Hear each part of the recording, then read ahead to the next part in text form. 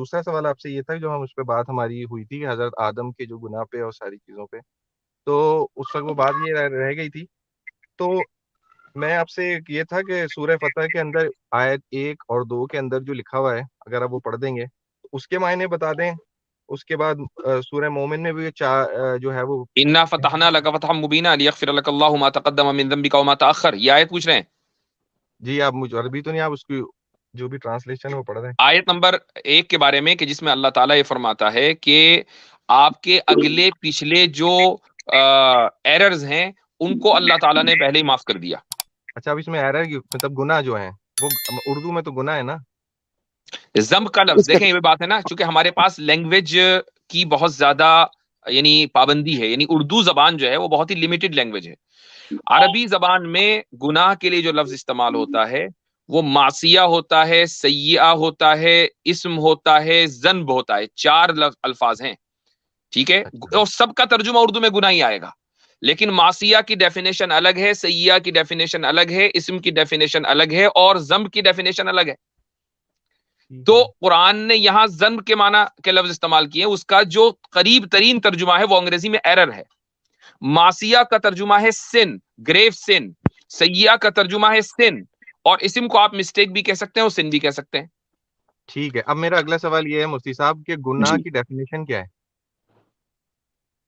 جس چیز کو اللہ سبحانہ. حضرت irrelevant ہے، سوری میں ٹوک رہا ہوں، میں I'm really sorry، irrelevant چلے ہے ٹھیک ہے. گناہ کی ہاں یہ بات بھی صحیح ہے. ہاں ہاں یہ دیکھیں بات بھی صحیح ہے کہ جب بات اچھا اب یہ جو جی ایررز ہیں، میں اس کی آیت کی بھی وضاحت کر دوں کہ نہیں، یہ کون مجھے سے ایرر پتا کی ہے. بات ہو رہی ہے. ٹھیک ہے، یہ رک گناہ جائیے کی آپ اس لیے رک ڈیفینیشن نہیں جائیے رک کر جائیے رہے رک کیونکہ جائیے رک گناہ جائیے کی ذرا مجھے بات ڈیفینیشن میں کرنے مسئلہ ہو دیجیے. جائے گا. رسول جی جی جی اکرم صلی اللہ علیہ وسلم بحیثیت نبی، اور جو علم آپ علیہ الصلوۃ والسلام کو دیا گیا، یہ ایک جنرل ایکسپیکٹیشن تھی کہ آپ کے جو اجتہادات ہیں، یعنی جو اجتہاد سمجھتے ہیں آپ کے جو جی جی یعنی بغیر وحی کے اگر آپ صلی اللہ علیہ وسلم نے کوئی ڈرائیو چیز کرنا، کہی، ڈرائیو. ہاں ڈرائیو کرنا، تو وہ بالکل صحیح ہونے چاہیے. لیکن بعض مرتبہ ایز اے ہیومن بینگ وہ اللہ سبحانہ و تعالیٰ کے ایک طے کردہ نظام کے مخالف ہوئے، یعنی یا مختلف ہوئے، مخالف تو نہیں کہوں گا، مختلف ہوئے. اور اچھا اجتہاد آدمی جب کرتا ہے تو ود آل ہز سنسیئرٹی کرتا ہے، وہ جان بوجھ کر نہیں کرتا. یہی وجہ ہے کہ ہم اسلام میں مجتہد کو بھی ثواب ملتا ہے، جس نے غلط موقف اختیار کیا اپنے اجتہاد کے نتیجے میں، اس کو بھی ثواب ملتا ہے. تو اللہ سبحانہ و تعالیٰ اس آیت کے اندر یہ فرما رہا ہے کہ آپ کے جتنے بھی اجتہادی ایررز ہیں، چاہے وہ آپ نے پہلے کیے ہوں یا آئندہ آپ کبھی کہیں گے، وہ سارے کے سارے آلریڈی فورگیون ہیں. اس کے اوپر کوئی مواخذہ آپ سے نہیں ہوگا. یہ ہے یہاں پر. حضرت میں ایک بات کرنا چاہتا ہوں، یہ کرسچن بھائی بات کریں. جی سوال اس وقت ورڈ جو یوز ہو رہا ہے وہ ذنب ہے، اور ان کا اصرار تھا کہ گناہ کیا ہے. اس پر میں نے کہا کہ irrelevant. جب جی ذنب کا یہاں مطلب گناہ ہے ہی نہیں، اور ذنب کا ضروری نہیں کہ گناہ ہو. اب منطق کے اندر جب 2 کلیاں آمنے سامنے آتی ہیں، چونکہ حضور کی موجودگی میں گستاخی کرنا چاہ رہا ہوں منطقی، تو ان میں نسبتیں ہوتی ہیں عموم خصوص کی 4 قسم کی. ایک نسبت ہوتی ہے عموم خصوص من وجہ. اس کا مطلب یہ ہوتا ہے کہ ایک کلی کے تھوڑے افراد دوسری کلی پر پورے آئیں، اور دوسری کلی کے چند افراد دوسری کلی کے چند افراد پر پورے آئیں. اس کو من وجہ کہہ دیتے ہیں، عموم خصوص من وجہ. یہ جو ذنب اور گناہ کا تعلق ہے نا، ذنب کی ٹرانسلیشن یہ عموم خصوص من وجہ ہے. مجھے پتا ہے آپ کے اوپر سے جائے گی، کوئی بات نہیں، مگر پبلک کے لیے فائدہ ہو جائے گا. عموم خصوص من وجہ کا مطلب یہ ہے کہ نہ ہر ذنب گناہ ہے، نہ ہر گناہ کا ترجمہ ذنب ہوگا. عربی زبان میں چند گناہ ذنب کی کیٹیگری میں آئیں گے اور چند ذنب گناہ کی کیٹیگری میں آئیں گے. اب فرق میں آپ کو بتا دیتا ہوں. 30ویں پارے کے اندر ایک آیت ہے، اب ذنب ورڈ ہے، یہ ذہن میں رکھیے گا کرسچن، گناہ نہیں ہے. ورڈ وہاں ہے ذنب، من ذنب کا. ذنب ورڈ عربی زبان کے اندر نہ کردہ گناہ یا الزام کے لیے بھی استعمال ہوتا ہے، کہ کسی پر کوئی نہ کردہ گناہ کی سزا ہو یا الزام ہو. مثال کے طور پر 30ویں پارے میں اللہ فرماتے ہیں وَإِذَا الْمَوْءُودَةُ سُئِلَتْ بِأَيِّ ذَنبٍ قُتِلَتْ.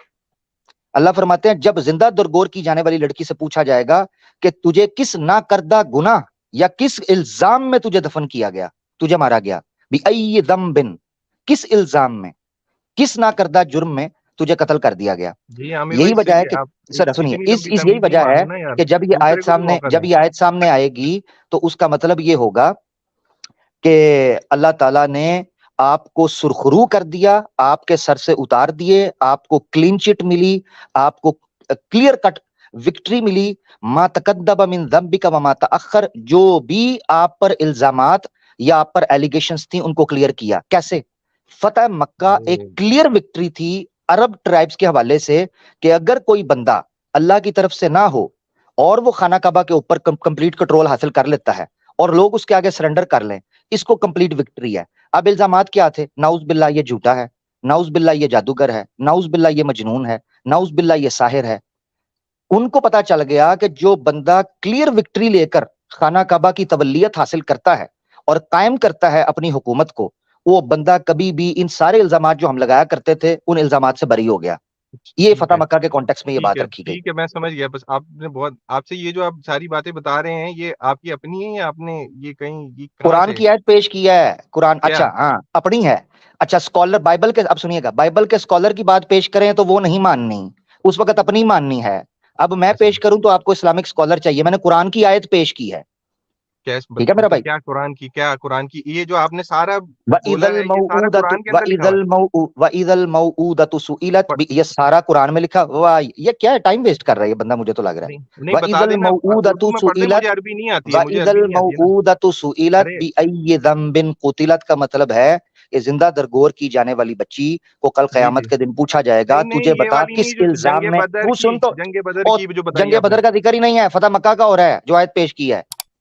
جو مجھ سے بھی میرے اعتبار سے کافی لمبی گفتگو ہو گئی۔ جی جی جی، جی جی کافی جی لمبی جی گفتگو ہو گئی ہے۔ جی جی، اب بالکل بالکل۔ کرشن بھائی اب آپ سے اگلی مرتبہ بات کریں گے اس موضوع ٹھیک پر، ہے۔ جو ہمارا جواب ہے وہ جی آ جی چکا ہے تفصیل سے، ضم کے معنی میں بیان کر چکا ہوں، اور اس سے اس کا جو ترجمہ جو کلوزسٹ ہے وہ جی ایرر ہے۔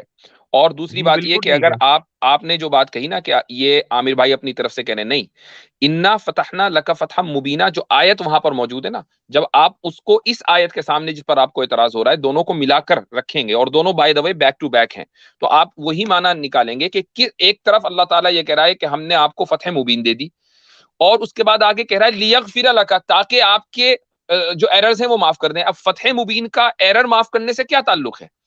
وہ تعلق یہ ہے ایگزیکٹلی۔ کہ مشرکین جو آپ صلی اللہ علیہ وسلم کے اوپر گناہ کا الزام لگاتے تھے، وہ الزام، اور وہ یہ کہتے تھے کہ گناہ گار آدمی کبھی کامیاب نہیں ہو سکتا، تو اللہ تعالیٰ نے جواب دیا کہ دیکھو تمہیں کامیاب اللہ تعالیٰ کامیابی عطا کرے گا، تاکہ ان لوگوں کو یہ منہ توڑ جواب ملے۔ یہ ہے ان دونوں کا آپس میں ربط۔ ٹھیک ہے مفتی صاحب، مگر اس پہ پھر جو آپ نے تفسیر کی اس پہ اور بھی سوال اسی پہ آ رہے ہیں، مگر خیر ٹھیک ہے، وہ مفتی اگلی صاحب مرتبہ کر اگلی لیجیے گا دفعہ۔ جی انشاءاللہ۔ جی، تھینک یو ہاں۔ مفتی صاحب، تھینک یو۔